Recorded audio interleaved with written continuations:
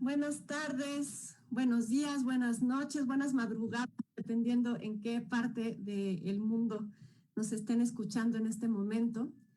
Pues estamos acá dándoles la bienvenida, de verdad que pues eso, con el corazón muy lleno de gozo por esta primera actividad que forma parte del programa público del Diplomado Internacional en Creación e Investigación Escénica, que tuvimos la fortuna de comenzar ya desde esta semana con 28 participantes, con unos proyectos hermosos y que estaremos trabajando a lo largo de todo este año. Jorge Dubati y yo en la coordinación. Y pues el día de hoy tenemos esta primera actividad. Sabrán también quienes nos están escuchando que a lo largo de todo el año el diplomado tendrá muchas actividades de este corte que formarán parte del programa público. Conferencias, algunas mesas redondas, algunos foros, distintas actividades. Estén pendientes de la programación del diplomado, siempre a través de Cátedra Berman. Y bueno, nada más comenzar agradeciendo a la Cátedra Berman, a todo el equipo maravilloso que está en este momento haciendo posible también la transmisión. Decirles que bienvenidas, bienvenidos. Y bueno, le doy la palabra a Jorge para que pueda presentar el día de hoy a Miguel Rubio. Tenemos la maravilla de poder comenzar con esta conferencia con una persona con la trayectoria pues tan grande como artista, como creador, como grupo, ¿no? Como lugar también de una potencia enorme. Será también pues guía y una voz, digamos, que nos permita generar potencia a lo largo de este diplomado en creación e investigación escénica. Y bueno, Jorge. Muchísimas gracias, Didangui, y yo quiero decir que es un honor presentar a Miguel Rubio Zapata por muchas razones, pero muy especialmente por su cualidad de artista que digamos, el mundo más profundo del teatro latinoamericano. Estamos presentando a Miguel Rubio como director, fundador de nada menos el grupo Yuyascani de Perú, de Latinoamérica. Y podemos decir muy brevemente que es un artista investigador en múltiples sentidos. Es artista investigador uno y múltiple al mismo tiempo. Por eso le hemos pedido que abra este diplomado internacional de creación e investigación. Lo es, por un lado, por el trabajo que realiza en la praxis del grupo Yuyascani, ya sea como artista, ya sea como docente, ya sea como gestor. Por otro lado, Miguel Rubio es también un gran investigador de campo, es un gran estudioso de las teatralidades, por ejemplo, en las prácticas festivas de Perú. Estoy pensando en el trabajo que viene haciendo hace 20 años sobre la fiesta de la Virgen del Carmen de Paucartambo, por ejemplo, y por supuesto eso no está desligado de las prácticas vinculadas a, digamos, a Yuyascani. Y además, como artista investigador, ha publicado una serie de libros que son, digamos, de los principales aportes del pensamiento teatral latinoamericano a la teatrología mundial. Yo los tengo acá conmigo, son más que 3, pero voy a nombrar brevemente, en primer lugar, sus notas sobre teatro, publicado en el 2001, con una gran compilación de Luis Ramos García. Luego, un libro que es realmente un clásico, El cuerpo ausente, relacionado ya con 2 ediciones, 2006-2008, vinculado a determinado momento en las investigaciones del grupo Yuyascani respecto del cuerpo del actor. Y finalmente destacar, para ya darle la palabra, Raíces y Semillas, un libro en el que estudia maestros y caminos del teatro latinoamericano. Así que, ¿quién mejor que Miguel Rubio Zapata para abrir este Diplomado Internacional en Creación e Investigación Escénica? Muchas gracias, Miguel, y te escuchamos fervientemente. Muchas gracias, Jorge, muchas gracias por estas palabras y por esta generosísima presentación. Yo estoy muy feliz de estar esta tarde con ustedes en esta ocasión tan especial del diplomado, y quiero, agradeciendo esta presentación, recordar una pregunta que estos días apareció en un muro de Facebook, que decía: ¿cómo nos haremos cargo del dolor? ¿No? Me parece que es una pertinente pregunta para poder expresar solidaridad con el duro momento que vivimos en el mundo y también en el Perú, por supuesto, y en Latinoamérica. Y digo esa pregunta porque es la pregunta pertinente, es la pregunta que nos corresponde ahora, que nos toca hacer. Y para Yuyascani, encontrar la pregunta desde el inicio de su trabajo ha sido muy importante porque es lo que ha permitido en el intento de responder, ha sido una manera de dialogar con nuestro tiempo. Y la pregunta también que me hago esta tarde es cómo pensar Yuyascani desde hoy, ¿no? 50 años que estamos cumpliendo este año es una ocasión para pensar en los caminos recorridos y para no quedarnos en lo anecdótico, sino más bien para mirar cómo nuestro grupo en estos años ha intentado desarrollar pensamiento desde sus prácticas. Yo creo que ese es el gran desafío para que la memoria no sea nostalgia, sino para que la memoria sea realmente un factor de aprendizaje y podamos mirar la memoria desde hoy día, ¿no? Y la pregunta que muchos también se hacen, ¿qué hace este grupo que ya es parte del Parque Jurásico del Teatro Latinoamericano? ¿Qué hace en medio de esta pandemia que nos tiene ya un año sin salas, pero sin embargo persistiendo en Yuyascani, encontrándonos de manera virtual? ¿Qué tenemos que decir hoy desde nuestra condición de artistas de la tercera edad en situación de confinamiento, próximos a cumplir 50 años de vida escénica continua y 200 años de pública? Mientras pensamos en las estrategias para cuando volvamos a la sala, que esperamos hacerlo y ojalá que sea pronto, ya estamos accionando en las calles. En un contexto de desgobierno que pasó en el Perú en noviembre pasado, con una amenaza de dictadura donde los jóvenes bicentenarios salieron a las calles diciendo claramente que era mejor morir de COVID que vivir de dictadura. Y era pertinente salir a las calles, acompañarlos, para recordar también que en este año bicentenario no hay nada que celebrar, hay mucho que conmemorar, hay muchas preguntas que tenemos que hacernos y muchas demandas a lo que la República nos debe. Yo vengo esta tarde no a compartir certezas con ustedes, más bien a compartir preguntas desde la incerteza, pero desde la incerteza viva, desde esa incerteza alimentada con el quehacer cotidiano en que las compañeras y los compañeros de mi grupo intentamos dar respuestas. En estos momentos estamos pensando en dos proyectos para cuando tengamos la sala. Uno es un proyecto que estamos diseñando desde el confinamiento, que será una nueva obra que tiene que ver con el testimonio personal, la ficción y el repertorio, ¿no? Me parece importante el testimonio personal porque en esta condición en que casi hemos perdido nombre, ya tenemos, casi no tenemos derecho al nombre, somos población en riesgo.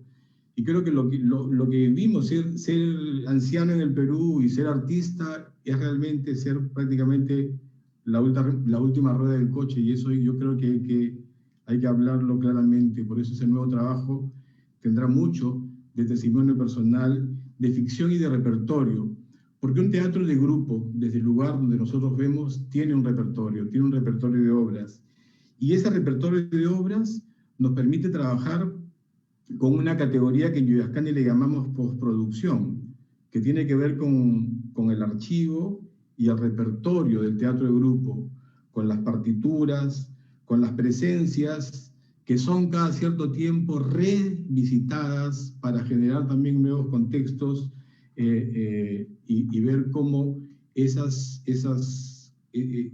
partituras, esos fragmentos de obras, esas presencias y o personajes encuentran un lugar en contextos nuevos, ¿no?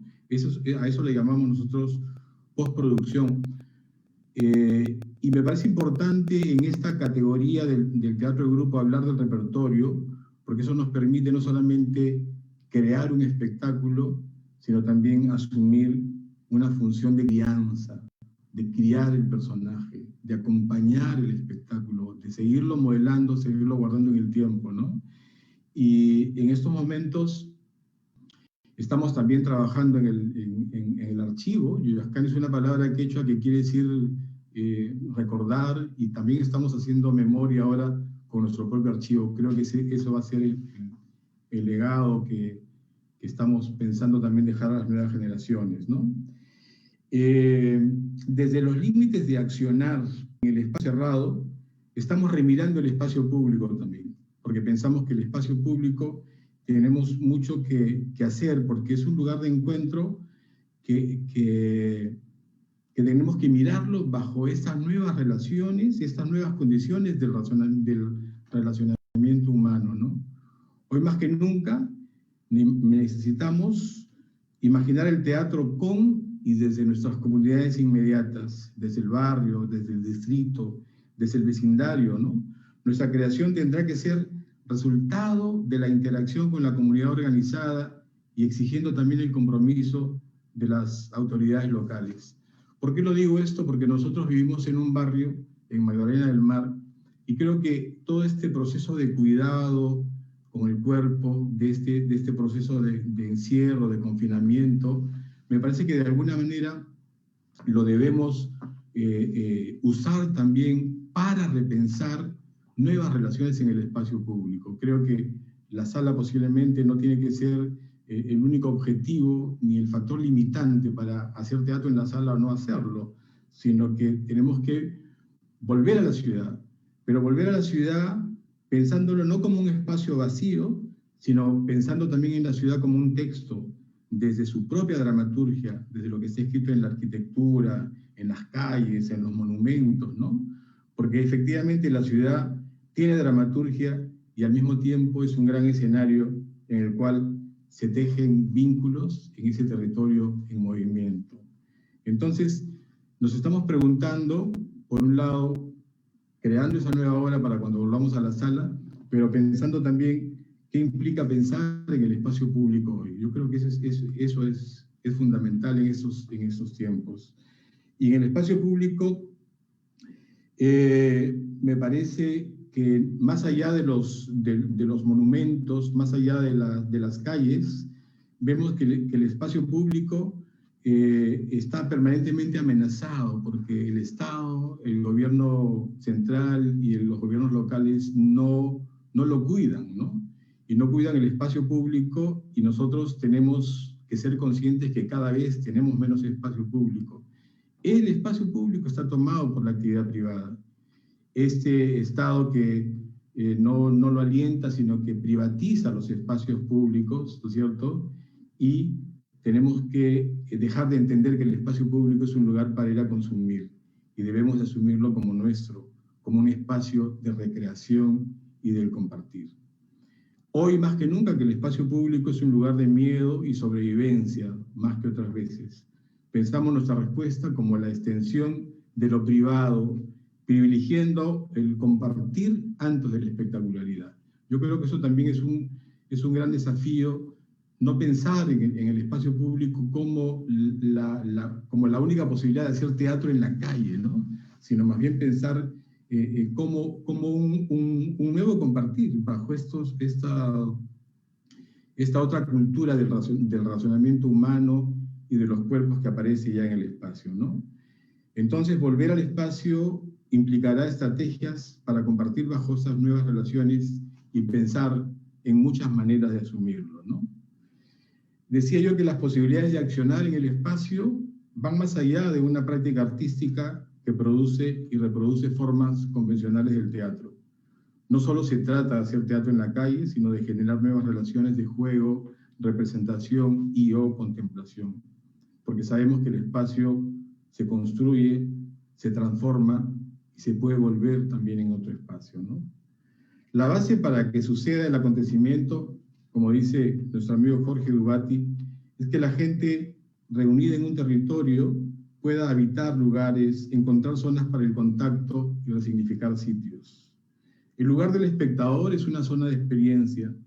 Es fundamental porque el espectador es el que construye el acontecimiento. Es entonces que la reunión en cuerpo presente se hace necesaria tomando en cuenta el cuidado que demande y que está demandando esta nueva situación. La gran pregunta que nos hacemos es cómo cambiar la mirada de nuestro entorno desde el teatro en estas condiciones. Cómo alentar comportamientos ciudadanos. Cómo recuperamos humanidad. Cómo crear espacios de convivencia y reflexión. Cómo encontrar formas alternativas de habitar la ciudad.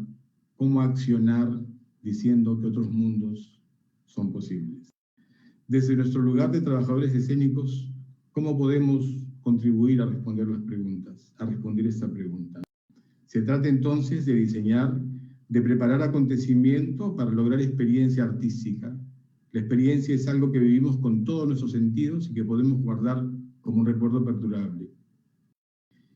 Imaginamos hoy el servicio público como propuesta de resiliencia comunitaria para generar nuevas relaciones de acción colectiva. Un lugar de empatía, de acompañamiento y también de duelo. El sello particular de este radica en el fortalecimiento del compromiso social existente y en el desarrollo de nuevas relaciones colectivas. Esto es todo un reto porque nuestra sociedad está diseñada no para ser solidaria. Sin embargo, hemos aprendido años a aprender a luchar para transformar la adversidad en crecimiento personal, relacional, afectivo y empático. Y eso es fundamental trasladarlo a la comunidad, ¿no? Frente a los saldos de vivimos en esta pandemia, en el teatro, todo es posible. Y creo que estamos en ese gran desafío de poder imaginar esa propuesta de nuevo un relacionamiento, ¿no? Nos parece entonces fundamental reflexionar, si yo miro la historia de Yuyascani, cómo nuestra historia está vinculada a los movimientos sociales. Ha sido esa siempre nuestra intención manifiesta desde el inicio como grupo para dialogar con los procesos. Sabemos que el teatro cambia por su relación con el mundo de afuera. Por tanto, cuando hablamos de técnica, no nos referimos solamente al saber cómo, sino a reconocer que esos saberes han nacido como respuesta a las crisis, a los momentos de tensión social en un país de convulsión permanente. Ese es un punto que me parece que es muy importante porque las técnicas no deben ser, como cierta academia muchas veces lo pregona, es decir, de una manera casi universal. Tenemos que dar tiempo también y espacio para ver cómo determinadas prácticas concretas en culturas determinadas generan también prácticas teatrales originales, de alguna manera, que su mismo vínculo con el espectador implica generar técnicas de comunicación. Y yo siempre digo que para nosotros las técnicas también, aparte de ser saberes de cómo hacer las cosas, son respuestas a las crisis. Y en un país y en un tiempo en el cual siempre uno ha vivido en crisis, pues esas técnicas son respuestas y alimentan la creación. La historia de Yuyascani está vinculada a los movimientos sociales. En ese diálogo hemos nacido y crecido realizando una propuesta artística. Por tanto, hemos vivido en crisis y en situación de crisis permanente. La crisis ha sido y sigue siendo una leal compañera de Yuyascani. Y este momento seguramente, con toda seguridad, es la crisis más grande que hemos vivido, ¿no? Pero si me refiero a cómo las crisis, el querer decir, el querer significar, el querer hacer dramaturgia ha dado respuestas, yo me referiría, por ejemplo, a cómo las obras, en particular nuestra primera obra, Puño de Cobre, nos llevó al teatro documento hace 50 años sin saber que existía el teatro documento. Solamente conmovidos por una importante huelga minera, por ver a los mineros, a las madres de los mineros, a sus hijos en las calles, pidiendo limosna y haciendo olla común para dar cuenta de su lucha, es que como grupo nos comprometimos a contar y hacer una obra desde ese lugar. Y de esa manera llegamos al teatro documento, sin saber que existía. Más adelante conocimos pues las tesis de Peter Weiss, y eso fue un momento ya muy iluminador para poder darle cuenta a ese proceso, ¿no? Y ese momento de documento tiene también, replica ya en el 24, en el que hacemos otra obra sin título Técnica Mixta, donde la documentación, como lo podemos ver más adelante en un video que van a pasar, tiene que ver con la memoria y con nuestro intento de musealización de memoria, ¿no? Entonces, nos debemos una historia social de las técnicas y cómo ellas han sido respuestas, ¿no es cierto?, siempre, y lo que hoy nos parece normalizado han sido producto de dificultades. La creación colectiva, por ejemplo, no puede ser entendida como una técnica, ¿no? Sino la creación colectiva es una respuesta, ¿no? La creación colectiva si bien es una característica emblemática del tiempo de mediados del siglo pasado, en el cual se inscribe Yoascani y otros grupos de América Latina, es sobre todo una actitud, una respuesta política a un momento en que en la América Latina estábamos mirándonos hacia el interior de nuestros países y teníamos el desafío de nuevos públicos, nuevos temas, nuevos espectadores, y no habían obras que de manera suficiente reflejaran ese aquí y ahora del momento. Entonces, este momento en que los viejos maestros nos llaman a inventar el teatro que nos fuera necesario, un momento en que nos mirábamos en la energía emergente de las migraciones, de gobiernos democráticos, alentados por el Mayo 68, por la Revolución Cubana, por el cinema nuevo brasilero, por los movimientos culturales de Chile, los grupos de Argentina, en fin, todo un proceso que alimentó una mirada a lo que hoy día podemos hablar de una moderna tradición del teatro en América Latina, ¿no? Y esa moderna tradición tiene un eje, me parece a mí, por lo menos en la que se inscribe Yoascani, en el teatro de grupo, en la creación colectiva y en la cultura de actor, ¿no?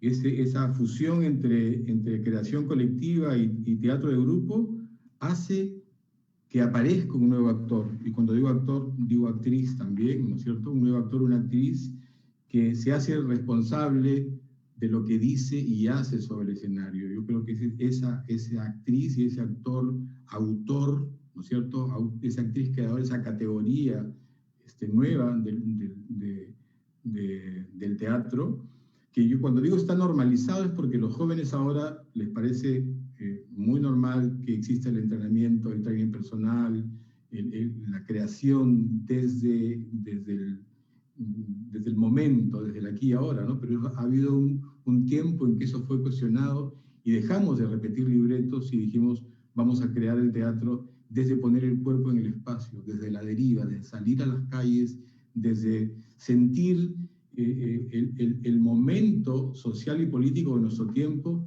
y hacernos testigos de nuestro tiempo. O sea, ha sido y es de alguna manera no un teatro que construye personajes repitiendo solamente categorías del llamado teatro universal, sino también dando testimonio de su tiempo. Eso me parece que ha sido muy, muy, muy importante recordarlo y remarcarlo, ¿no? El teatro político, cuando me preguntan de qué manera nosotros asumimos lo político y la política, yo lo digo claramente que siempre la política ha sido una experiencia sustentada en acciones, antes que en reflexiones de escritorio.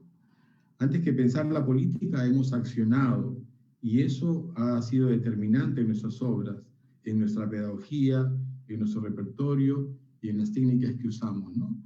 Pero entender la política no en el sentido partidario solamente, sino entender la política como la responsabilidad ciudadana que tenemos de accionar y de intentar no solamente entender lo que sucede, sino también transformarlo, ¿no? Yo creo que eso ha sido tan importante que podríamos partir en dos, por ejemplo, la historia de Yoascani, en un antes y un después del conflicto armado interno. Los 20 años de guerra interna, de conflicto armado que vivió Yuyascani y que nos dejamos de accionar en un periodo tan duro como significó el periodo del terrorismo y de la violencia política en el Perú, me parece que generó también nuevos productos y en medio de tremendas dificultades, porque éramos sujetos de sospecha, ¿no? Porque si no asumíamos las consignas del alzamiento dogmático de Sendero Luminoso, pues éramos agentes del imperialismo. Y si ejercíamos un pensamiento crítico como lo seguimos haciendo también en ese momento, pues éramos sospechosos de estar al servicio de Sendero, ¿no? Yo creo que ese antes y después, en algún momento tendríamos que estudiarlo también, qué ha significado en términos de entrenamiento de actor, de las obras que se crearon, de los procesos que vivimos con los espectadores, ¿no?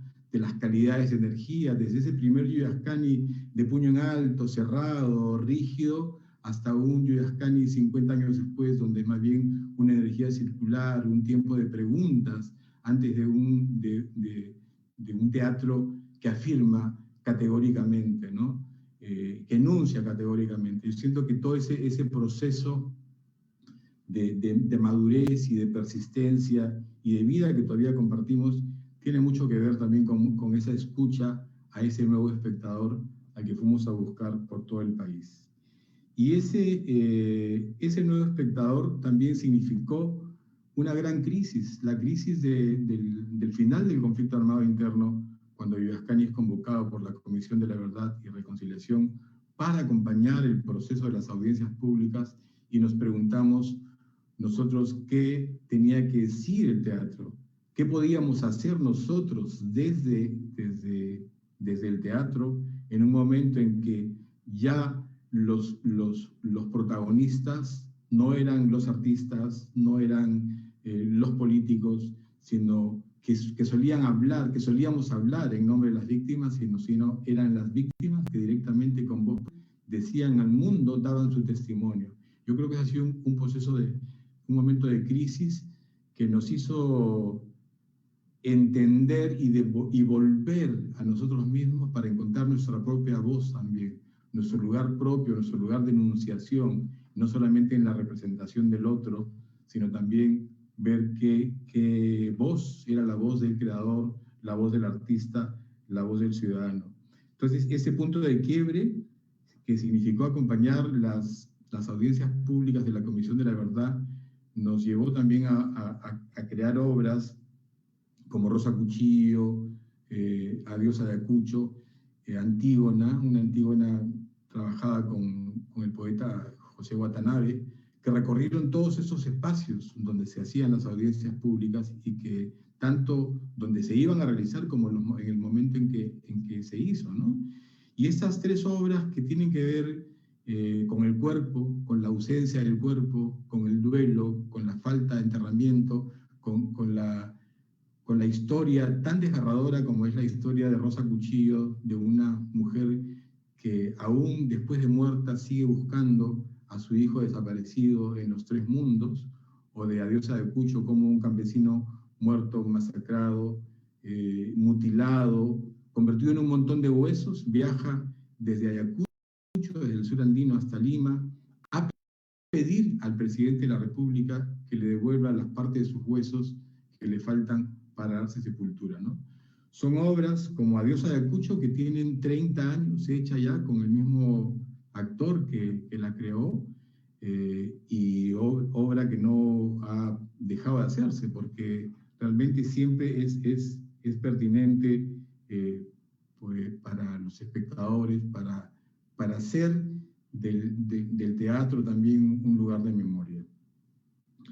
El accionismo temprano, el contacto con las diferentes... Cuando dejamos Lima, nos aproximó a mirar teatralidades de las culturas y a compartir en ellas el acontecimiento, ¿no? Nos presentaron la máscara, la danza, otras culturas del cuerpo, otras corporalidades. Nos aproximamos a una cosmovisión, distinción amazónica, Yo creo que eso también fue un punto de quiebre muy importante, porque más allá de intentar nacionalizar el teatro clásico, que son procesos que hemos vivido en América Latina, y siempre ha habido el intento de nacionalizar Brecht, nacionalizar las obras del teatro griego, ¿no? Sino, cuando digo nacionalizar, digo ese intento de adaptarlas a nuestras realidades. Pero otro es mirar teatralidades originarias y preguntarse desde cuándo existe teatro en el Perú, ¿no? Por ejemplo, ¿no? Y creo que ese viaje por el interior del país, más allá de decir vamos a entrenar ahora con danzas tradicionales, vamos a tomar esta máscara o este vestuario o esta música, ha sido realmente un cambio radical en la mirada y en la actitud para pensar en las teatralidades desde otro lugar, desde un lugar comunitario donde no tienen el objetivo de hacer teatro ni hacer un acto estético, sino más bien un compartir, un agradecer a la tierra, agradecer al río, a la lluvia, al cerro, al apu protector, donde todo, el convivio es con todo lo que está vivo, ¿no? No solamente es el convivio con la gente, con los seres humanos presentes, sino todos somos personas en esa convivencia, todos tenemos humanidad. Entonces, ese ha sido un punto fundamental para nosotros, ese nuevo relacionamiento que lo encontramos en la fiesta tradicional andina, y que no significa sacar de contexto una máscara, un vestuario, una música y robarlo y llevarlo al teatro, sino reconocer eso a través de los principios, lo que está debajo, lo que sustenta esa realidad. Jorge hablaba ahora de la fiesta de la Virgen de Mambo, y esa es una fiesta madre, efectivamente, a la que yo asisto hace más de 20 años. Es una fiesta que me ha pensar en que si quiero hablar de dramaturgia, por ejemplo, ahora yo digo que la dramaturgia es la organización de la acción en el espacio compartido. Es decir, lo que la sala, trabajamos en la sala, no es reproducir la fiesta tradicional, sino ver cómo en esa fiesta, cómo en ese espacio compartido se tejen relaciones de otro tipo, y cómo reconocer ese tejido, lo puedes buscar un principio de equivalencia y hacerlo en la sala, ¿no? Eso lo hemos desarrollado sobre todo en las últimas obras, ¿no? Y ahora, en estos momentos de pandemia, donde es el momento de más aguda crisis que hemos vivido, tenemos también que dar y mirar lo andado, ¿no? Para ver cómo, conjugando esa mirada de lo recorrido, podemos mirar cuáles son los conceptos que han acompañado la vida de Viviascani y cómo los momentos, ¿no? Y pienso en la creación colectiva, pienso en el teatro de grupo, pienso en la cultura de actor, pienso en las teatralidades de las culturas, pienso en, creo que tenemos que tener siempre claro nosotros, por lo menos desde la América Latina, que la palabra dramaturgia no debe estar asociada solamente al texto literario, sino a cómo se organiza la acción. Y pensar en plural las dramaturgias. Ese convivio con todo lo vivo ha sido para nosotros muy importante.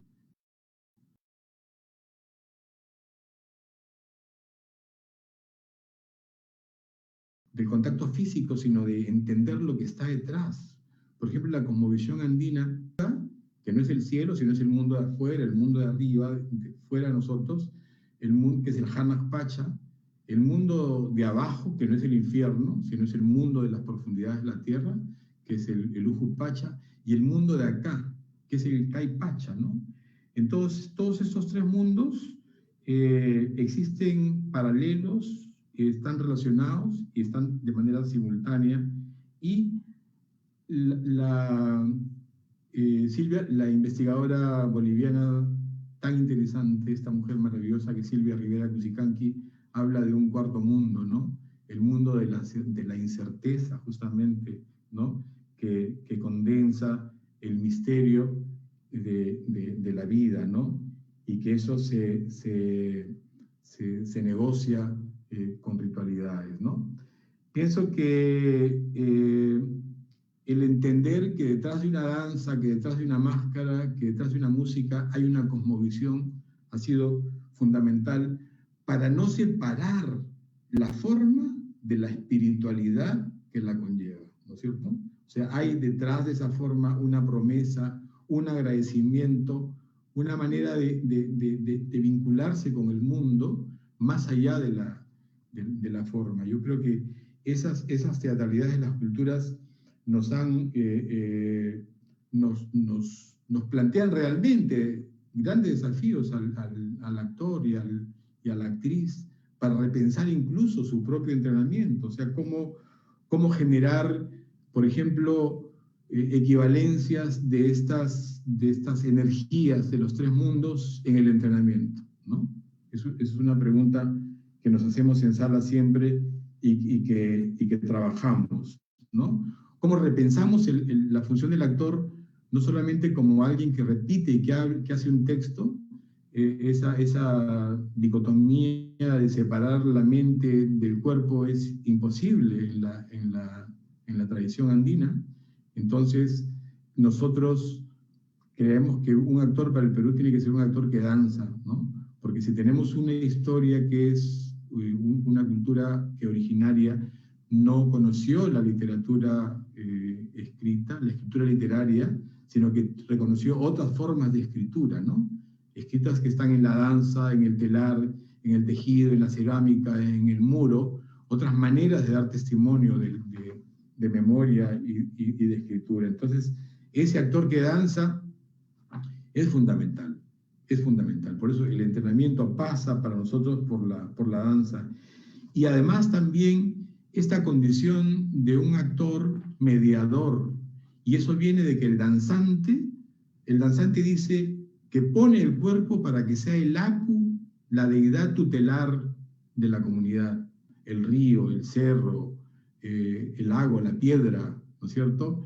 El danzante dice que pone el cuerpo para que sea el Apu, el que baila a través de su cuerpo, ¿no? Entonces, ese sentido mágico, esa fuerte carga espiritual, no puede ser separada de la búsqueda de una nueva condición de este actor testigo, ¿no? Y eso me parece que es fundamental de no separar la práctica de teoría, porque hay una gran diferencia entre la experiencia vivida y los relatos sobre esta, ¿no? Yo me considero un teatrero investigador por y desde la experiencia, y entiendo la pedagogía no jerárquica, sino más bien como un plantar semillas para alimentar el teatro que cada uno quiera hacer. Una pedagogía de compartir saberes para descubrir las infinitas posibilidades del impulso creador, ¿no? Eso es lo que siempre tengo presente cuando vienen jóvenes a Huascani, ansiosos de saber cómo lo hicimos, cómo estos viejos teatreros lograron, como si fuera fácil hacer un recetario de 10 puntos imposibles, pero sí lo que intentamos es compartir alguna terminología que nos ayude a entender ese proceso, como por ejemplo la relación entre el entrenamiento general y el entrenamiento aplicado, ¿no? Sin plantear una sola forma, sino más bien un encuentro, una remirada del cuerpo y pensar que ese entrenamiento es personal, no es el entrenamiento que hacíamos hace 50 años cuando empezamos a hacer teatro, que estaba basado más bien en círculos donde todos hacíamos lo mismo y lo que se intentaba era alimentar una supuesta expresión corporal, ¿no? Antes de la expresión corporal hay un reconocimiento, volver a mirar y saber de qué estamos hechos como cuerpo y cómo nuestro cuerpo, nuestra respiración es personal y puede ser también diferente. Entonces tenemos un espacio que lo dedicamos al entrenamiento general y hay otro momento que es el entrenamiento aplicado. El entrenamiento aplicado ya está basado más bien en la improvisación, ¿no? La improvisación en función de generar estrategias o operativos, no para buscar, ¿no? Yo no prefiero hablar de búsqueda, sino prefiero pensar en un operativo para enfrentarme a algo que no existe todavía, pero sin embargo yo sé que está por ahí, o que puede estar, o que puede aparecer más bien. Entonces, ese trabajo de indagación, de poner el cuerpo en el espacio, tiene que ver con una improvisación que, para que sea viva, para que no sea racional, para que no esté condicionado por el mandato de la cabeza, que por más que uno lo tenga consciente, siempre está presente, hemos creado un concepto o una jerga que se llama el proceso de acumulación sensible, ¿no? El proceso de acumulación sensible es ir al espacio sin ninguna premeditación explícita, sino con una textura, con un objeto, con una música, y en ese improvisar, en ese hacer secuencias físicas, en hacer fragmentos, en encontrarse con esos objetos y con esas melodías, comenzar a producir un material. Y ahí aparece la relación del actor-creador con el director, que es el ojo de afuera. El director, yo tengo clarísimo que es una función en el proceso, no es un sentido de autoridad, sino más bien es una función distinta. El actor tiene el eje de continuidad y el director tiene el eje de selección. Digamos, el director mira. Y en ese sentido, de mirar, vamos creando eslabones, ¿no? Los eslabones es el equivalente a la escena, digamos, en la creación colectiva. Antes de pensar en términos de escena, pensamos en pequeñas unidades dramáticas que tienen principio, medio y final, y esas unidades son como fichas que se guardan y después esas fichas pueden ir cambiando de lugar, ¿no?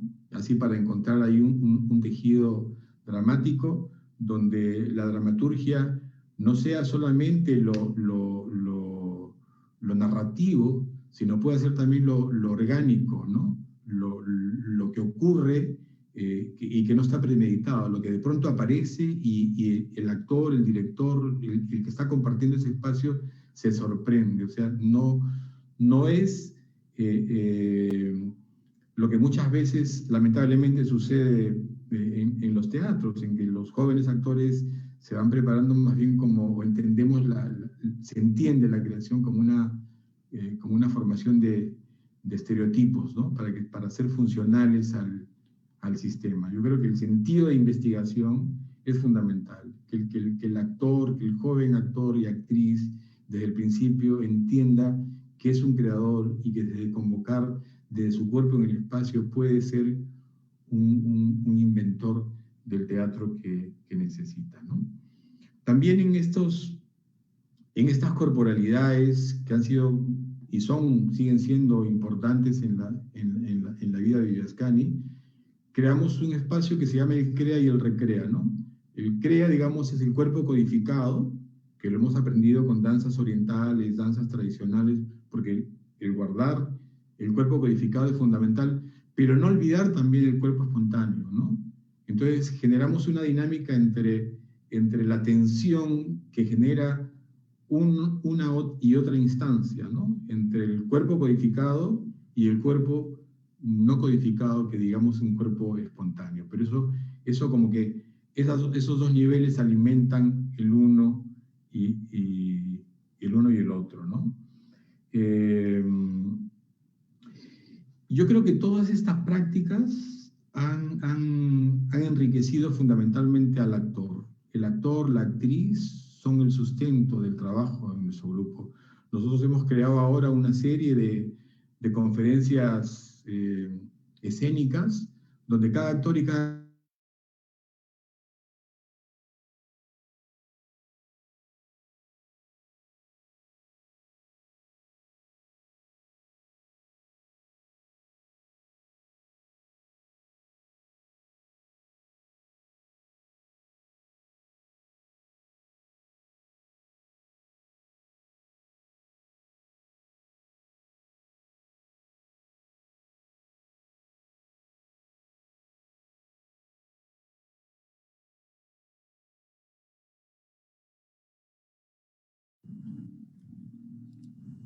parece que hemos tenido un problema con la conexión. Exacto. Con Miguel. Yo creo que vamos a esperar unos momentos a ver si logra restablecer la conexión desde Perú. Exactamente, y lo que me gustaría, si están de acuerdo, es poner a disposición, porque tal vez no todo el mundo que nos está siguiendo, nos está escuchando, lo tiene, está disponible, porque lo facilita el grupo Yuyascani, el PDF del libro El cuerpo ausente, digamos, escrito por Miguel Rubio, y donde, digamos, hay una enorme cantidad de reflexiones en torno de justamente la producción de Yuyascani, ¿no? Así que lo ponemos, por supuesto, a disposición para a quienes les interese leerlo. No sé cómo podemos implementar, nos hagan llegar, digamos, a través de Isadora, que está atentamente viendo en este momento tanto la conexión como el Facebook, así que podemos enviar, por supuesto, a esos materiales. Pero me interesaba muy especialmente porque hay una gran coherencia de todo lo que estamos escuchando del maestro Miguel Rubio con justamente no solo las prácticas del grupo, sino también digamos, las teorías que han ido formulando a través, por ejemplo, de estos materiales, ¿no? Así que ponemos a disposición ese libro por si alguien no lo tiene, El cuerpo ausente.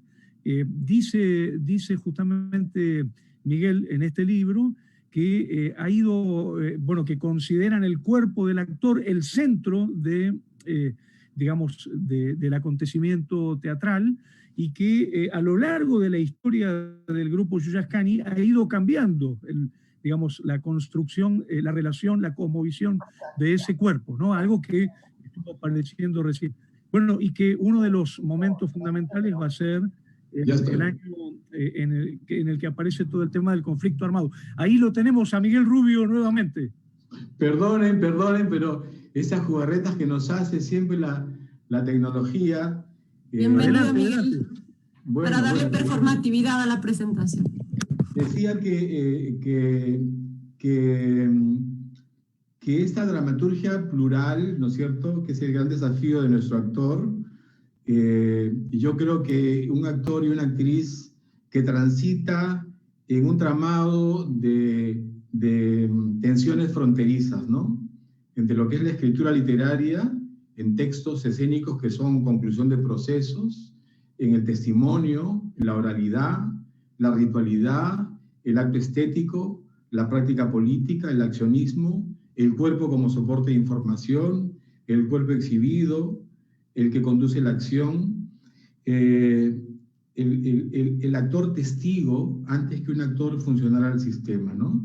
Los menciono porque cada uno de estos niveles tiene que ver con un actor que no solamente es un actor que crea personajes, ese es un poco el punto central de esa reflexión, ¿no?, sino que es una suma de comportamientos escénicos, de maneras distintas de estar en el espacio, y que tiene que ver con un actor que se ha formado en esto que nosotros llamamos el actor testigo de su tiempo, ¿no? Entonces, en este actor testigo de su tiempo hemos bebido de todas las fuentes, de todas las teatralidades que llegaron a nosotros, de Europa, de América Latina, de los viejos maestros fundadores de la tradición del teatro, del llamado nuevo teatro latinoamericano, y también ya de manera más permanente de las teatralidades de nuestras culturas, ¿no?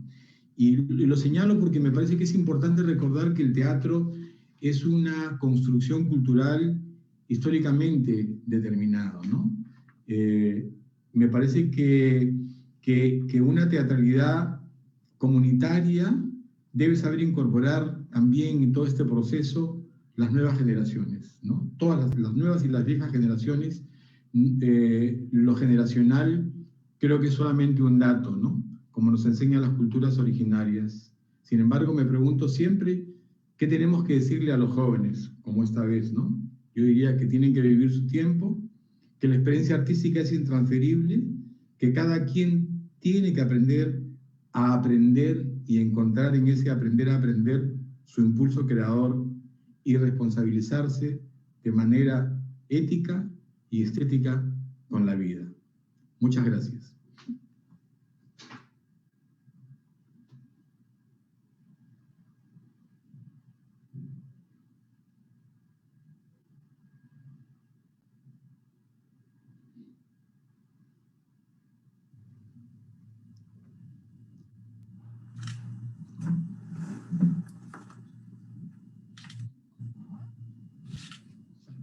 Muchas gracias, Miguel. Aplausos, llueven por acá los aplausos en el chat. De esos aplausos silenciosos, pero con sonido, que llegan hasta allá seguramente. Y bueno, ahora vamos a iniciar esta parte de la charla, en donde vamos a estar, Jorge y yo también aquí, tejiendo un poco a partir de las preguntas que se van desde aquellas personas que nos estén escuchando por YouTube, por Facebook, que estén siguiendo la transmisión. Pueden dejar allá sus preguntas y yo las voy a estar recibiendo. Buenísimo. Bueno, y cómo no, Miguel, vos sabés que me gustaría pedirle a los integrantes del diplomado, quienes están estudiando, quienes empiezan hoy a cursar el diplomado, que por favor, ya pueden abrir las cámaras y darle la palabra en primerísimo lugar, porque hay muchísimas preguntas, pero me gustaría elegir una para el arranque, y le voy pidiendo que se prepare para hacerlo, a Estefanía, por favor, si puede ser, porque Estefanía Ferraro Petiñano, de Mendoza, desde la Argentina, pero antes y mientras ella se va preparando para tomar la palabra, me gustaría decir, Miguel, que en el momento en que se nos cortó un segundito, la posibilidad de acceder al PDF de tu libro, El cuerpo ausente. ¿Estás de acuerdo? ¿Te parece bien que lo pongamos, a circular el libro? Porque ya lo hemos hecho en otras oportunidades y me parece como decíamos al principio, libros, los grandes aportes de este investigador a la teatrología latinoamericana, a la teatrología mundial. Si estás de acuerdo, Miguel, ya lo ponemos ahí, y bueno, y le damos la palabra a Estefanía. Con mucho gusto, compártelo, por favor. Buenísimo. Hola, Miguel, soy Estefanía. ¿Qué tal, Estefanía? Muchas gracias por tu charla, es muy alentadora en varios sentidos, a pesar del contexto en el que estamos. Mi pregunta, tal vez lo has ido de alguna manera contando, pero tal vez si podés explicitarlo. Mis preguntas tienen que ver con las dinámicas hacia el adentro del grupo y son: ¿cómo han vivido estas transformaciones a lo largo de la historicidad, digamos, de estos 50 años al interior del grupo? ¿Y cómo es la organización sociopolítica del grupo Yuyacani? Si nos podés un poco compartir, porque me imagino que todo eso se ha ido modificando y es una práctica también establecer ciertas tramas comunitarias hacia el adentro del grupo. Si podés contarnos un poco de eso. Claro. Yo creo que el impulso inicial de Yuyacani tiene que ver con la necesidad de hacer un teatro. Cuando éramos muy jóvenes, hacíamos un teatro más bien generacional, pero cuando empezamos ya a ir a la universidad, pensamos que ya el conflicto no era solamente generacional, sino el conflicto era más bien de clases sociales, de sistema, de orden social. Entonces apareció ya esa necesidad de pensar la sociedad en términos políticos, y dejamos la sala, dejamos la mesa y fuimos directamente a la calle, a los movimientos sociales, ¿no? Nosotros éramos limeños, los que fundamos el grupo éramos limeños, y mirábamos el teatro desde nuestra condición de Lima, pero este accionar al lado de los movimientos mineros, de los obreros de la zona central del país, nos hizo viajar al interior y significó ahí generar un enganche con otros espectadores que ha sido realmente fabuloso, contar una obra de teatro para un sindicato donde habían 1.500 mineros todos con sus cascos, previo esa energía es impagable, ¿no? Es imposible no dejar de pensar. O luego que uno hace el relato, éramos muy jóvenes, teníamos funciones de matinal, matiné, vermú y noche, la gente de pie en el sindicato, preguntando y queriendo ser parte también y testigo de la obra, reclamando un lugar en la obra, ¿no?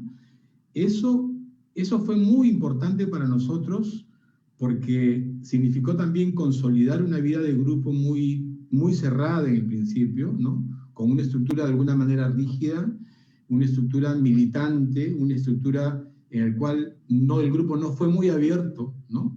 Incluso entre nosotros era casi una célula política, el grupo, ¿no? Yo creo que eso se fue relajando con el tiempo, cuando aparecieron los niños, cuando comenzamos a tener hijos y comenzamos a generar espacios también de convivencia con los hijos, y cuando comenzamos a alimentar el trabajo individual de los actores y las actrices, a no generar una oposición entre lo que significa la vida del teatro en colectivo y la vida del individuo. Entonces los actores comenzaron a hacer demostraciones de trabajo, conferencias unipersonales. Entonces ya el grupo no estuvo tan tensionado por estar todos reunidos y de una sola manera, y solamente pensando en las estrategias que tenía el grupo como proyecto, sino que también la voz de los individuos. O sea, una manera de que la gente no abandone el coche fue que tengan un lugar para la creación individual también, y que el grupo pueda alimentar esa diversidad. Yo creo que eso ha sido fundamental para que Viviascani dure tanto tiempo, es decir, que no hemos tenido que irnos del grupo para seguir haciendo nuestros propios sueños, ¿no?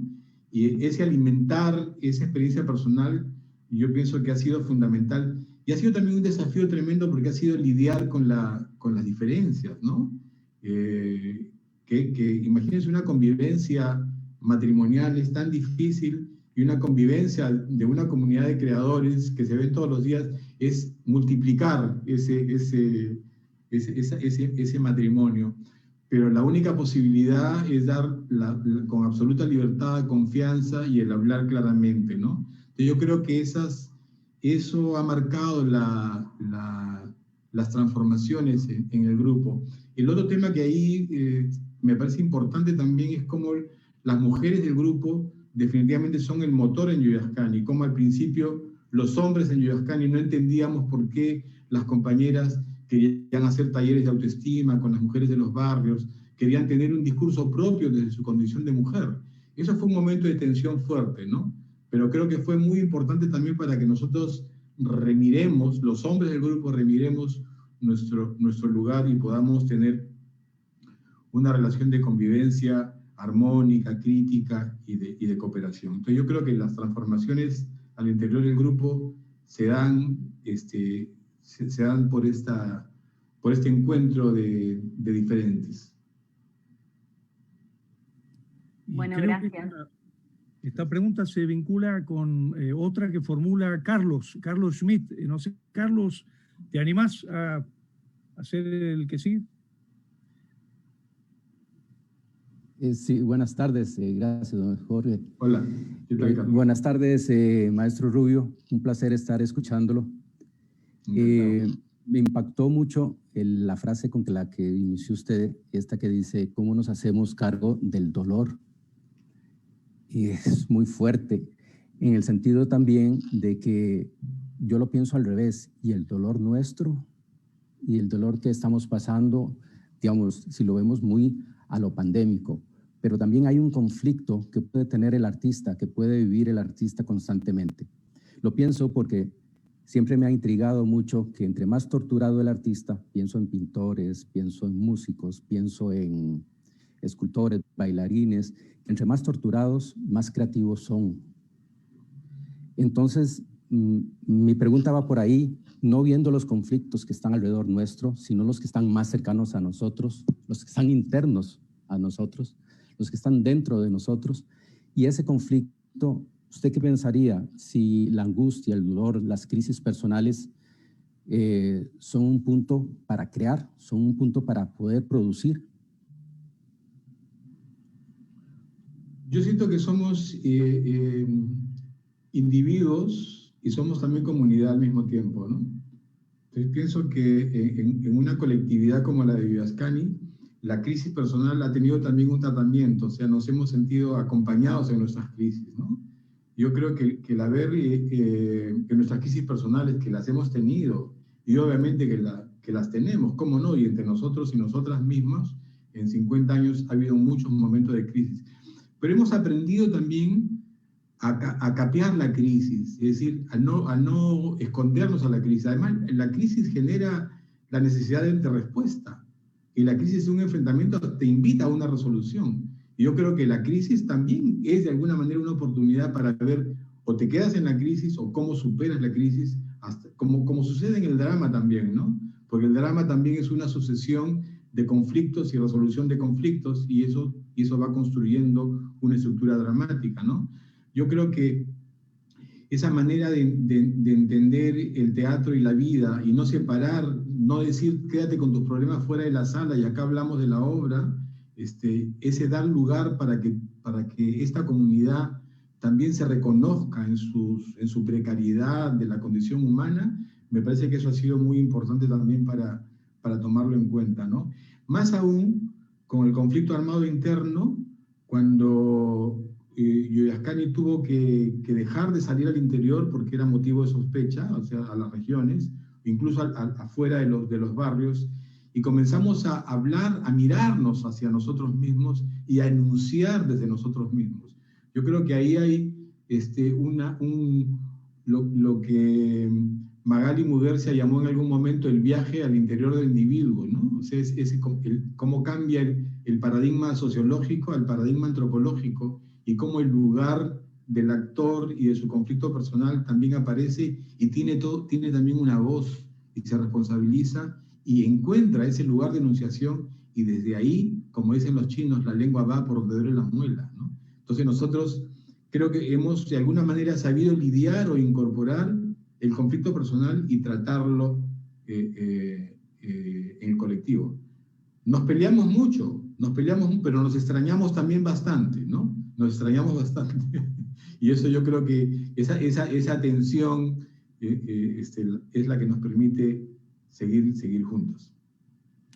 Buenísimo, Miguel. Yo quiero hacer un pequeño momento de pausa para decir que si hay alguien que quiere ingresar al YouTube o a la conexión con Facebook, estamos hablando con uno de los más grandes maestros del teatro latinoamericano, que hace realmente un gran aporte como artista e investigador a el pensamiento teatrológico mundial. Me refiero a, ustedes lo ven ahí escrito en el graph del pie, que es Miguel Rubio Zapata, y que realmente son muchísimas las preguntas que están apareciendo, tanto por parte antes del diplomado internacional, como ya la veo a Didangui ahí barajando las preguntas y observaciones en el YouTube y en el Facebook. Ahora, hay dos preguntas del diplomado que de alguna manera están conectadas, entonces me parece que estaría bueno que las hagan consecutivamente. Primero, yo diría Ramón Verdugo, por favor, y luego Rafael Paz Camacho. Creo que esas dos preguntas de alguna manera se ensamblan. Hola, muchas gracias. Sí, cuando habló de la técnica como algo que además del conocimiento es una respuesta, una posible respuesta a las crisis de un momento, de un territorio dado, me preguntaba qué tipo de técnica teatral considera se podría generar justo a partir de una crisis como la que vivimos ahora. Claro, muy buena pregunta. Quiero remitirme a un periodo post-Comisión de la Verdad, un periodo de las audiencias públicas, en las que nosotros terminamos ese periodo y quisimos hacer una obra que tenía que ver con la Guerra del Pacífico, que también es una memoria dolorosa del Perú, y que era uno de los primeros proyectos que tenía Viveascani. Quisimos retomar eso, pero lo que aparecía en sala era la experiencia inmediata, la experiencia de los familiares, la experiencia de estar cerca de las víctimas, de estar cerca de toda esa documentación, y encontramos que necesitábamos, teníamos una sala por la que habíamos luchado durante mucho tiempo, tener una sala propia, un teatro, ¿no? Y sentíamos que la crisis de ese momento nos llevaba a dejar esas graderías, no nos servían. Desalojamos las graderías, que no las habíamos acabado de pagar todavía, pero sin embargo sentimos que no nos servían, las sacamos y nos quedamos en un espacio documentando las paredes, poniendo objetos, haciendo del espacio casi un depósito de memoria. Y en esa necesidad de responder, amontonamos libros, documentos, periódicos, objetos. Los actores mismos y las actrices pusieron su cuerpo como soporte de información también, ¿no? Y esta crisis llevó a un despropósito que el director planteó, que los actores no tenían que representar, simplemente poner el cuerpo y ser prácticamente que convertir ese espacio en un museo de cera, y los actores estaban ahí colocando información en su vestuario y en sus objetos, ¿no? Pero fue muy interesante porque los actores y las actrices me cuadraron, como se dice acá, ¿no? Me dijeron cómo un grupo que ha trabajado durante tanto tiempo con culturas de la corporalidad, cómo tú nos pides ahora que nuestro cuerpo sea simplemente un soporte de información, ¿no? Entonces, encontramos en este depósito de memoria la posibilidad de documentar también fragmentos de la memoria corporal de los actores y las actrices, y por eso la obra se llama Sin título, técnica mixta, porque ahí tenemos teatro de calle, tenemos teatro histórico, hasta elementos de melodrama también podrían haber, y también el teatro de documentación, performance, accionismo, calle, en fin. Entonces, te pongo este ejemplo porque yo creo que ha sido un ejemplo como que el más radical, un momento en que el espectador entraba a la sala y decía, ¿a qué hora pasamos a la sala donde nos vamos a sentar? O la gente llegaba a sillas de playa porque decían, los yoyoscanes no tienen plata para comprarse butacas, entonces la gente llevaba sillas, pero poco a poco ese espectador comenzó a entender que la propuesta era compartir el espacio y estar todos al llano, los actores y los espectadores en el mismo lugar. Eso fue una respuesta a esa crisis de memoria con tanta información que tuvimos en ese momento y que después nos llevó a encontrar cómo la guerra del Pacífico y el conflicto armado interno tenían puntos en común, ¿no es cierto? El estado empírico, las víctimas que eran los indígenas de siempre, ¿no es cierto? Y el abismo social que se mantiene, ¿no? Entonces, como en la intuición, en esto que llamamos el proceso de acumulación sensible, que los actores y el director no sabemos cómo, pero entramos al escenario, ahí aparece una respuesta. Entonces, esas técnicas para usar el espacio, para la voz, para marcar corporalidades distintas, nos llevó a encontrar eso. La gran pregunta de hoy, ¿no es cierto?, es ¿qué nos está dando el confinamiento, ¿no? ¿Qué nos da, cómo expandimos, ¿no es cierto?, este cuidado personal, ¿no es cierto? Porque yo quisiera verlo desde el cuidado personal, desde pensar al otro, ¿no? Así como cuando salimos al espacio público y vemos a alguien que no tiene mascarilla, nos indigna, nos molesta, nos provoca decirle, ponte la mascarilla, ¿no? Cómo generar más bien espacios de afectividad, de prolongar este afecto, de este cuidado familiar que tenemos en la casa, cómo lo hacemos en el espacio público. Yo creo que el desafío para mí ahora, para nosotros, es tomar el espacio público, pero bajo otras formas, bajo estas nuevas maneras del relacionamiento. Pero, ¿cómo lo hacemos? No asumiendo que este confinamiento solamente es una tragedia, sino que también es una oportunidad y una posibilidad para expandir una relación donde no pensemos en términos de espectacularidad. No pensemos en términos de espectáculo, de grandes personajes en las calles, de multitudes, sino pensar más bien de repente en imágenes transitorias, ¿no? En imágenes que suceden lejos, en imágenes que aparecen, en relaciones momentáneas con el espectador, en generar circunstancias. Pero el espacio público es el espacio más seguro y es el espacio que realmente donde estamos llamados a generar un nuevo tipo de relacionamiento bajo otras condiciones de corporalidad. El cuerpo sigue siendo la centralidad, pero el cuerpo desde otro lugar, no desde ese cuerpo expandido, no desde ese cuerpo que se lanza con fuerza, sino ese cuerpo que acoge, de ese cuerpo que que cuida también y que genera otros vínculos. Yo pienso que es mucho más desafiante todavía en nuestros países donde el espacio público ha sido tomado por las empresas privadas, y ir al espacio público es ir a comprar, es ir al mall. Y eso lo dicen las empresas con todo descaro, ¿no? Ir al mall, ir a comprar es la manera de vivir el espacio. Y yo creo que de ahí va a salir algo. Por lo pronto, por ejemplo, en este ejercicio que pusimos ahora de imágenes de toma de la Plaza San Martín, ¿no?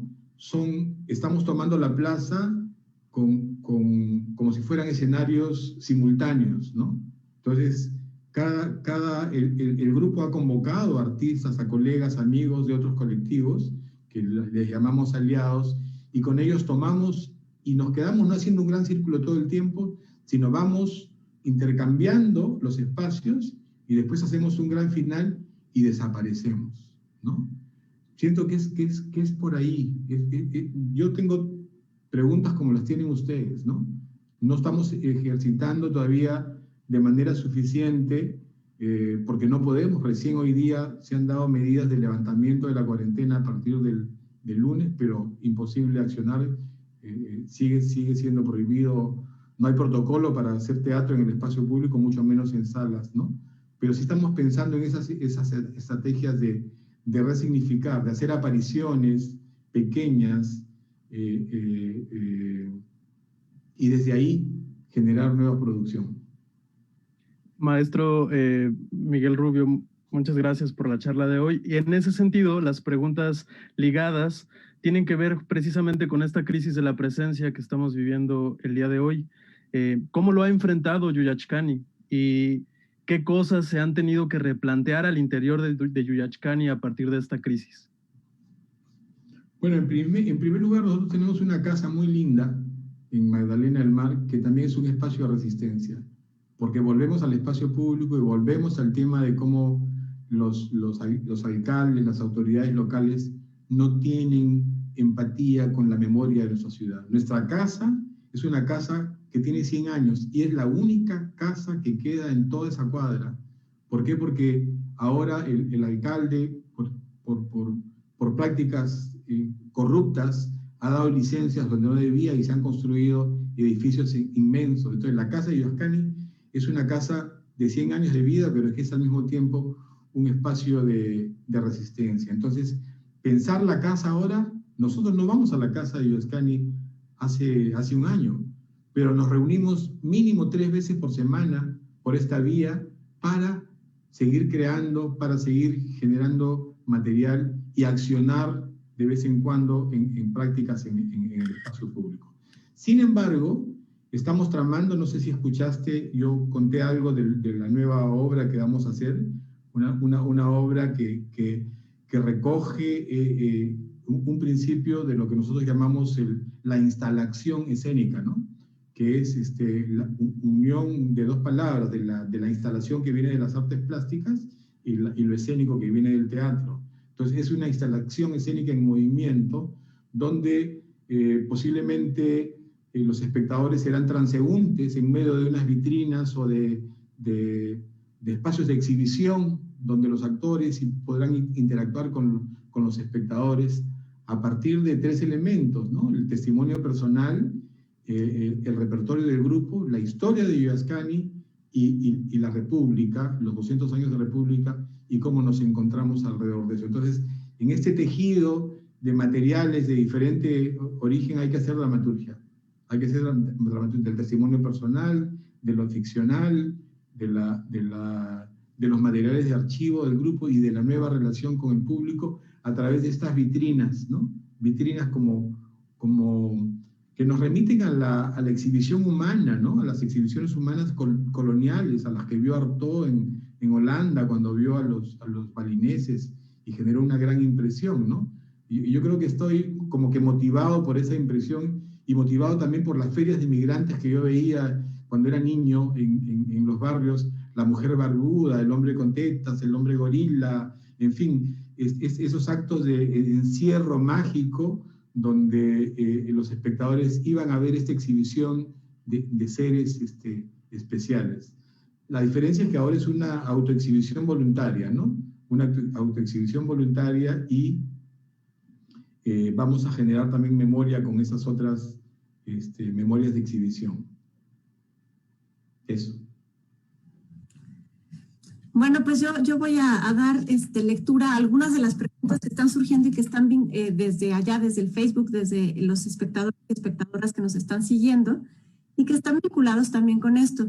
Avisar también que el material de PDF que ya se compartió acá sobre el libro dentro del Zoom va a estar disponible también. Ya están ahorita desde Cátedra Berman viendo la posibilidad de hacerles llegar para todas las personas que estaban preguntando y agradeciendo la posibilidad de acceder al libro que Jorge Dubati hace un momentito ofreció poder compartir y que Miguel Rubio con mucho gusto y generosidad dijo que sí, por favor.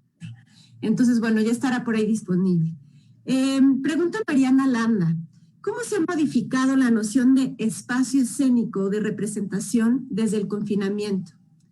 Y un poco también conectado con esto, digamos, desde preguntándose sobre el tema del espacio, Roxana Sánchez Báez dice, si los espacios públicos son privados, ¿cómo ve usted el futuro de las retribuciones económicas de los teatreros solo con las instituciones? Bueno, sobre cómo estamos replanteando el espacio desde el confinamiento, creo que lo he dicho, lo he intentado decir desde el principio, todavía no tenemos solamente lo estamos pensando, ¿no? Lo estamos imaginando.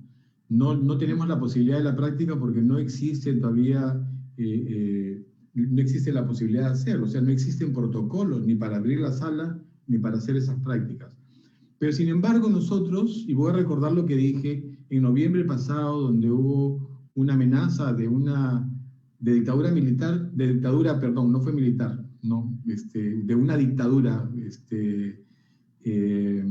pero fue una dictadura, pero que duró solamente 6 días, ¿no? Porque realmente fue una respuesta de todo el país y aún en esta condición de confinamiento nosotros salimos en ese momento, hicimos prácticas, hicimos algunas acciones, pero no más que eso, no hemos podido hacer pruebas suficientes. Tenemos ahora el proyecto de hacer un traslado de una obra que es la última que hemos hecho nosotros, que se llama el Colegio 2020, Discurso de Promoción, el Colegio 2021, que Jorge la vio, que tiene que ver con una mirada del Bicentenario del Perú, de los 200 años de República, a partir de un cuadro, que es el cuadro emblemático de Juan Lepiani, donde está inscrita, seguramente es el cuadro que hemos visto siempre en la escuela, es el cuadro emblemático de la historia de la República, del momento en que se funda la República y se proclama la independencia, ¿no? Entonces, nosotros hemos trabajado con ese cuadro a partir de la pregunta, ¿quiénes de los que no están en ese cuadro, ¿no es cierto? Que son los afrodescendientes, que son los indígenas, que son las historias que no están documentadas en la historia de la República, en los levantamientos previos. No está Tupac Amaru, no está Micaela Bastidas, no están los movimientos indígenas. Y eso ha sido hecho en sala, preguntándonos qué nos debe la República, ¿no?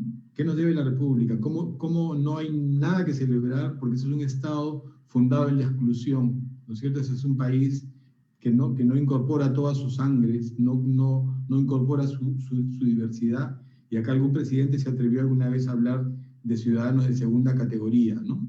Entonces nosotros estamos llegando a celebrar, entre comillas, la República en las peores condiciones, agudizadas ahora por esta crisis sanitaria, que no es tan democrática como se cree, porque afecta realmente a los afectados de siempre, ¿no?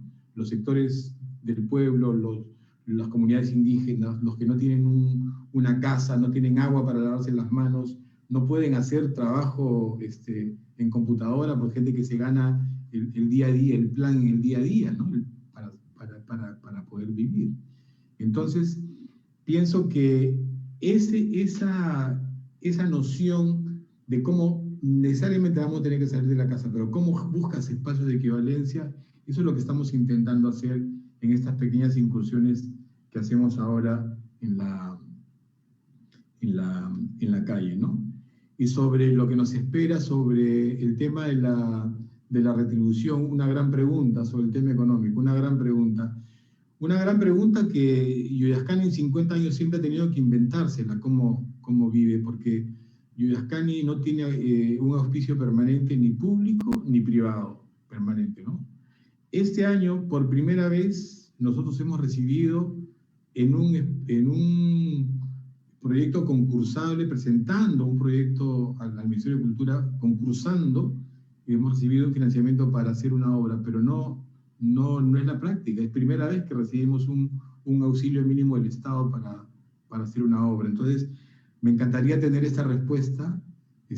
No la tengo. No sé cómo va a ser, pero encontraremos la manera de hacerlo, seguramente. Buenísimo, Miguel. Vos sabés que se pasa el tiempo volando realmente y estamos ya sobre las, digamos, nos quedan unos minutos. Entonces, le damos la palabra a Alberto García y si les parece, una vez que conteste la pregunta de Alberto, enganchamos, porque están muy conectadas, las preguntas de Yuriria y de Mateus. Bien, buenas tardes. Quiero ser muy breve porque justo acabas de decir otra cosa que va ligada a esto.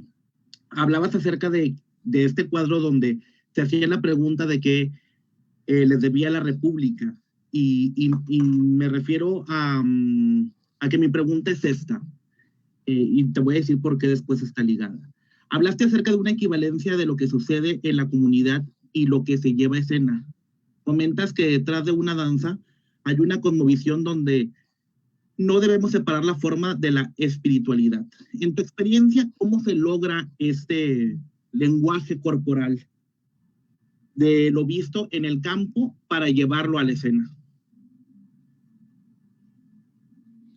Yo pienso que es a través de los principios que eso conecta, ¿no? Yo creo que un grupo como Yuyascani genera lo que llamamos una cultura de grupo y una cultura de actor. Esa cultura de grupo, esa cultura de actor está nutrida por los saberes que cada integrante practica, ¿no? Con esos saberes, con esas prácticas, vamos al espacio a generar estos procesos de eso que yo llamo operativos en la creación colectiva, ¿no? Pero ese cuerpo, ¿cómo está alimentado? Por ejemplo, el cuerpo codificado en Yuyascani ha sido muy importante. Lo encontramos primero en las danzas tradicionales. Mis compañeras y mis compañeros han tenido prácticas de tai chi, de artes marciales, desde hace muchos años. Entonces, las danzas y las culturas del cuerpo de Oriente han alimentado mucho ese cuerpo codificado. Y posteriormente, la antropología teatral de Eugenio Barba, yo creo que ha sido también un elemento fundamental, la manera como está organizado esta mirada de la anatomía, este mapa del cuerpo, ¿no? Y eso que Eugenio llama los principios del cuerpo. Entonces, los principios del entrenamiento, ¿no? Entonces, nosotros siempre hemos estado movidos por cuáles son esos principios de la corporalidad desde nuestra propia cultura, desde nuestra propia identidad, desde nuestro propio danzante, ¿no? Entonces, curiosamente, estas prácticas de la antropología teatral y de las culturas asiáticas han generado un entrenamiento en el cuerpo para poder recibir otras danzas que vienen del origen, que vienen de la tradición, ¿no es cierto? Y que nosotros reconocerlas en el cuerpo ha sido fundamental. Este es un pueblo que danza desde siempre, desde hace miles de años. Y ese es un pueblo que no separa la oralidad de la corporalidad, ¿no? Yo he estado en peregrinajes, como por ejemplo el peregrinaje al Señor del Coyoriti. Coyoriti significa nieve resplandeciente. Es un peregrinaje que se hace una vez al año al Apu Ausangate, que está a 5.300 metros en el Cusco, y la gente peregrina bailando. La gente va al nevado, esa no es una caminata cualquiera, sino es una caminata bailando. Se llama Chaquirihuayla, y ese Chaquirihuayla saltando es una nueva de relacionarse, una manera de relacionarse en comunidad, en las hileras de los peregrinos, y de ir saludando también, yo diría, acariciando la tierra con los pies. A eso me refiero con esa espiritualidad. Si yo solamente tomo la forma y la pongo como hacen los conjuntos, muchas veces los conjuntos estatales o los conjuntos comerciales, ¿no es cierto?, que toman el elemento, lo sacan de contexto y solamente toman la forma, ¿no? Pero nosotros, con mucho respeto, trabajamos sobre conocer esas formas, conocer esas maneras de las danzas, pero después vamos al encuentro de nuestro propio cuerpo, de nuestra propia corporalidad, de lo que genera nuestra presencia y los diversos comportamientos escénicos que buscamos en Yuyascani, que no son solamente encontrar el personaje. Yo creo que el hilo conductor en 50 años ha sido la presencia, ¿no? Una presencia que ha tenido diferentes calidades de energía, diferentes maneras, desde esa presencia sustentada en la energía del puño cerrado en alto, la dureza, hasta una energía más bien que es circular, que va y viene, que regresa, ¿no? Entonces, yo siempre insisto mucho en que son los principios los que deben de mover, ¿no? Estos principios de equivalencia, ¿no? Antes que la repetición mecánica y sacar fuera de contexto. Obviamente, cuando hemos sido jóvenes y hemos estado fascinados por la máscara, por el vestido, posiblemente hayan habido en las primeras obras ese sentido de imitar y de sacar fuera de contexto. Pero cuando fuimos conscientes de que había una cultura de actor, que había una autonomía de actor, que había una cultura de grupo que se estaba construyendo, entonces creo que ese encuentro ha adquirido muchísimo más respeto, porque hablamos, o sea, ponemos el cuerpo, pero buscamos la equivalencia, no la imitación. Eso ha sido, yo creo que es fundamental. Muchas gracias. Maestro Miguel, y gracias, maestro Duati, porque la pregunta de Mateus y la mía se juntaban. Mateus preguntaba cuál es el rol del director en una dinámica de creación de grupo, y mi pregunta refería a conocer un poco más tu experiencia como director o como persona que contiene todas esas energías en el salón de ensayos, quizás, o en el salón de representación escénica, cuando se trabaja tanto a partir del cuerpo, cuando se trabaja con la crisis, y cómo, ¿cuál es tu experiencia para guiar esa exploración cuando toca espacios oscuros o sombras? Personalmente, yo me he confrontado con mucho miedo para explorar esos lados, y me encantaría escuchar tu aprendizaje de tantos años de contención de ese espacio que explora los lados oscuros y la crisis, quizás. Sí.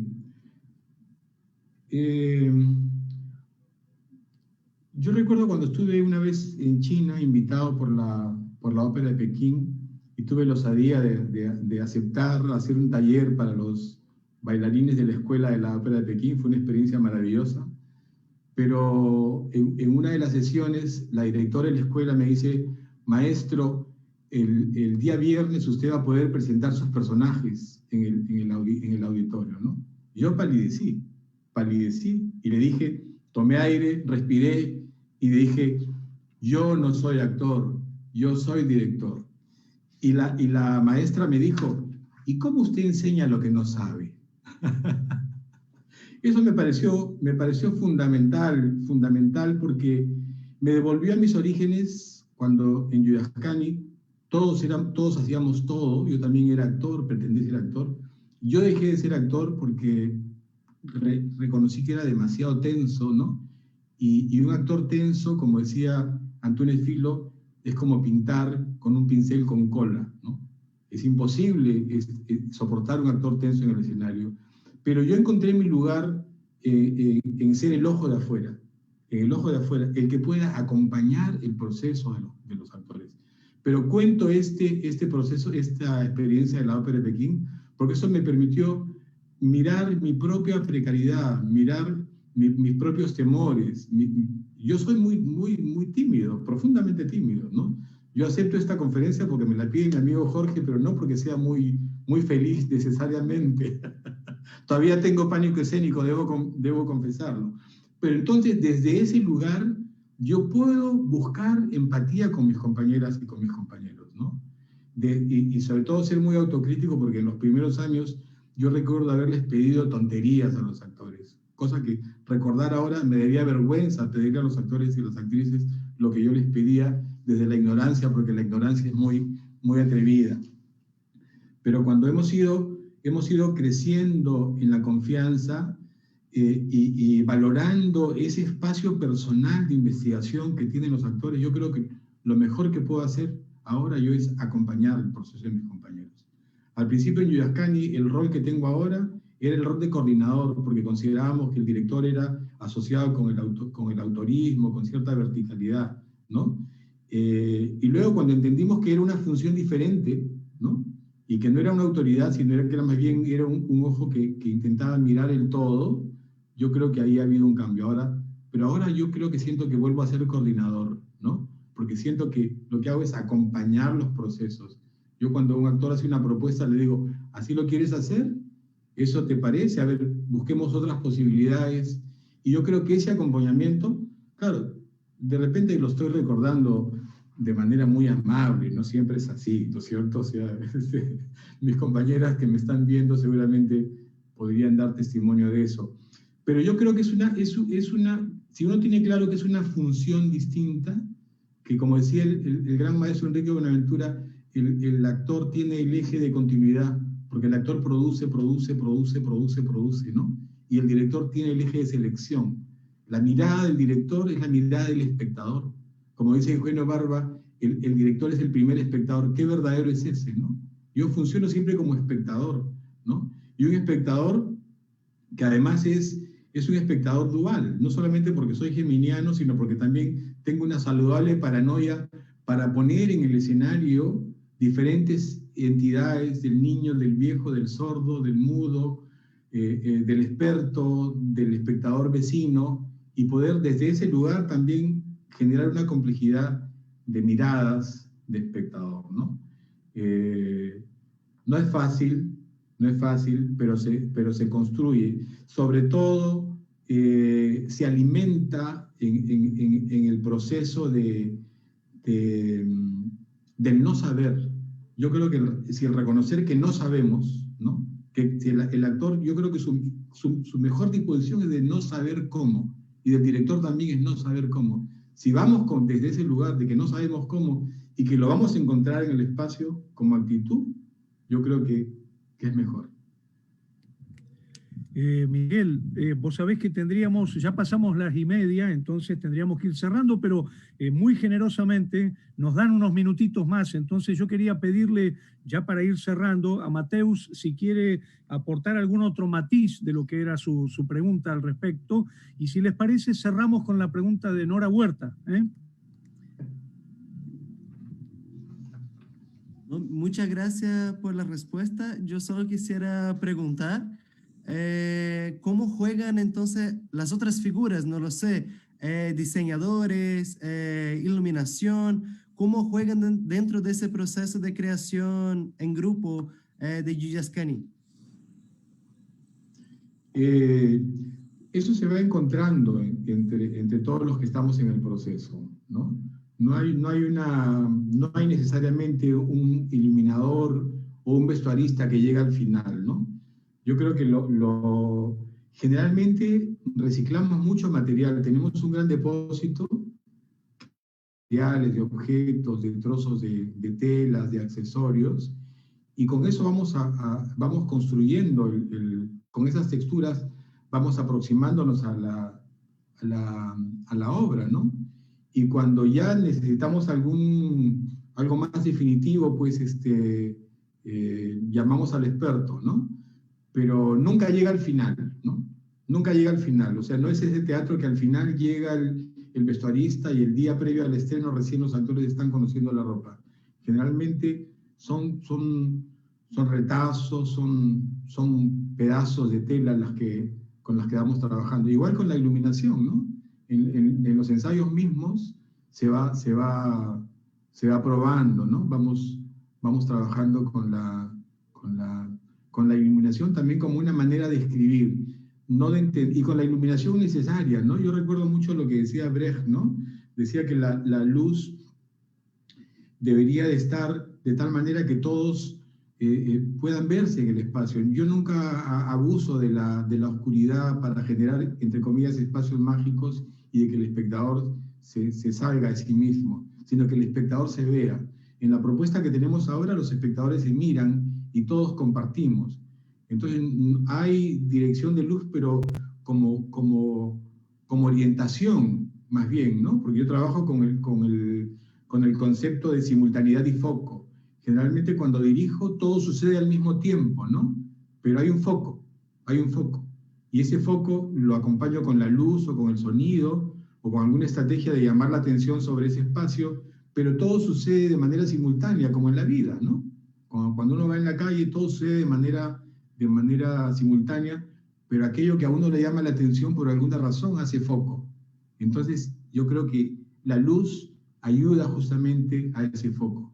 La música también es orgánica, no es una música que acompaña, que genera atmósfera, sino es una música que es un código dramático también, que puede ser el hilo conductor, la música se anticipa, la música comenta, la música narra, la música también puede generar atmósferas, pero no solamente. Muchas gracias. Un placer escucharlo, maestro.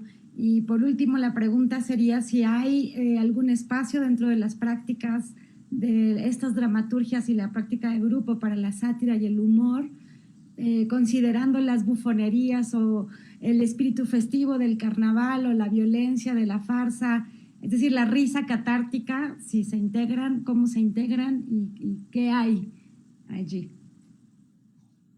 Me encantaría que esté más presente ese registro farsesco, carnavalesco, festivo, ¿no? Yo creo que nuestro teatro tiene una densidad más hacia el humor negro, ¿no? Sin embargo, tenemos una obra emblemática que es Los Músicos Ambulantes, que es una obra familiar, es una obra que tiene 37 años de vida con los mismos actores que la crearon, y es una obra que siempre nos remite a ese lenguaje que está presente en Yuyascani, pero que yo siento que a veces se posterga en contra de nuestra voluntad, ¿no? Porque a la hora que estamos en procesos de creación, yo creo que se imponen otras calidades de textura, otras calidades de energía también, ¿no? Pero curiosamente yo suelo trabajar desde la paradoja, ¿no? Entonces siempre lo paradójico para mí es una ley en el proceso de creación, para que no sea unívoco, para que el actor no tenga una sola consigna, sino que tenga una consigna, pero al mismo lado de esa consigna, la posibilidad de alimentarse con su contrario, ¿no? Siempre digo todo es igual a su contrario y podemos trabajar, pero yo creo que aparecen muchos materiales de humor, pero no sé por qué las decisiones finales no tienen que ver necesariamente con el humor, sino más bien con cierta acidez, no premeditada, pero eso pasa.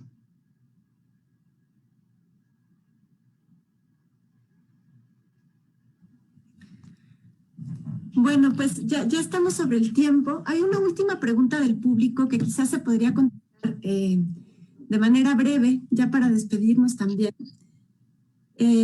Pregunta Luis Ángel Gómez: ¿cómo se articula la escucha en la práctica de Yuyascani, tanto en los momentos de acompañar los sucesos históricos como dentro del salón de ensayos? ¿Cómo entrenan o qué papel juega la escucha? Yo pienso que ese es fundamental. Es fundamental. Porque tenemos un ejercicio con el que empezamos el entrenamiento muchas veces en la mañana, que tiene que ver con separar los sonidos que están dentro de la sala y los sonidos que vienen fuera desde la sala, ¿no? O sea, desde ese lugar ya vamos preparándonos a nivel sensible, si se quiere, para entrenar a esa escucha, ¿no? Pero eso es una metáfora de otras escuchas, o sea, de escuchar al otro, de saber que no estamos solos en el escenario, ¿no? y trabajamos con 3 niveles que son fundamentales. Estar conmigo frente al otro y estar conmigo frente a los demás. Yo creo que cuando encontramos ese vínculo en esas otras categorías, que no solamente es estar conmigo, sino estar conmigo frente al otro y frente a los demás, es el entrenar la escucha, y esa escucha es fundamental. Y es muy difícil al mismo tiempo, es muy difícil, sobre todo en un grupo que tiene tantos años de trabajo, es muy difícil no pensar que ya sabemos cómo va a responder el compañero que tenemos al frente, ¿no? Y yo mismo como director, a veces puedo partir del prejuicio de saber cómo van a responder los actores frente a una sugerencia, a una improvisación. Entonces, ese campo de la escucha es fundamental. Pero no es una escucha asambleística, sino es una escucha que tiene que ver con la energía, una escucha que tiene que ver con la disposición, que tiene que ver con alimentar ese estar conmigo frente al otro y frente a los demás. Eso es fundamental. Y yo creo que el otro tema también para combatir la sordera, es justamente dejar que la obra decida, escuchar la obra. Porque la creación colectiva no es un proceso de negociación ni de poderes, ¿no es cierto? No son cuotas de poder entre los actores, tiempos, ¿no es cierto? Eso es humano y aparece también. Hay relaciones de poder, hay copamiento, hay actores que producen más, hay actores que, en fin, hay momentos. Y negociar con todo eso es un desafío, pero interesante, porque yo siento que la creación colectiva enriquece el teatro. No lo empobrece, como se quiere simplificar muchas veces cuando se dice, la creación colectiva da unos resultados todos iguales, caóticos, dispersos. No. Claro, si lo vemos desde lo que es el teatro hegemónico, y vamos a ver la famosa guía, exposición, nudo, desenlace, como si la vida fuera así, solamente, y no entender que hay otras dramaturgias, otras posibilidades, entonces sí, ¿no? Pero la escucha es fundamental también entre nosotros, y en entender también, y en escuchar lo que quiere la obra que están haciendo, con qué materiales la obra se queda. Y eso es algo que ni no lo sé yo, ni lo saben los actores. Porque yo muchas veces me preparo, premedito, pero cuando llego al ensayo me doy cuenta que esa premeditación es la invitación al fracaso. No puedo preverlo todo. Tengo que escuchar los materiales que se quieren quedar en el trabajo.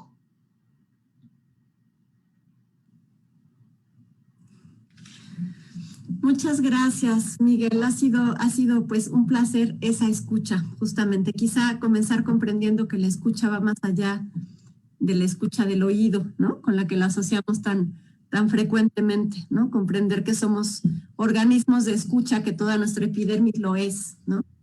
Y que está ahí también para brindarnos todo un universo. Bueno, Jorge, no sé si quieres decir algo, estamos ya por cerrar. No, agradecerle al maestro Miguel Rubio y sobre todo pedir disculpas por las muchas preguntas que no hemos podido leer, pero no alcanza el tiempo. Agradecer al equipo técnico y Didangui, vos cerrás, dale. Bueno, pues nada más así cerramos esta primera conferencia, agradeciendo profundamente las palabras de Miguel Rubio de venir a compartirnos su hacer como artista investigador. Estamos acá preguntándonos un poco cómo se produce ese conocimiento de una forma singular, pero también comunitaria. Pensaba yo justo ahora cómo ese conmigo frente al otro, la otra, conmigo frente a los demás, está implicando también un cierto camino de investigación del artista investigador, la artista investigadora. Y bueno, nada más cerrar invitándoles también, vamos a estar dentro de una semana conversando con Mauricio Cartún.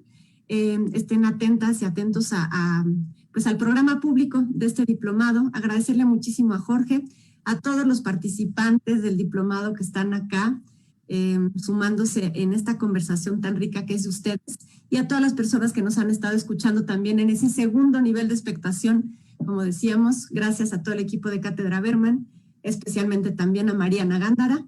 Y bueno, despedimos así la transmisión. Bueno, importantísimo y vital, gracias a esa magnífica traducción del lenguaje de señas.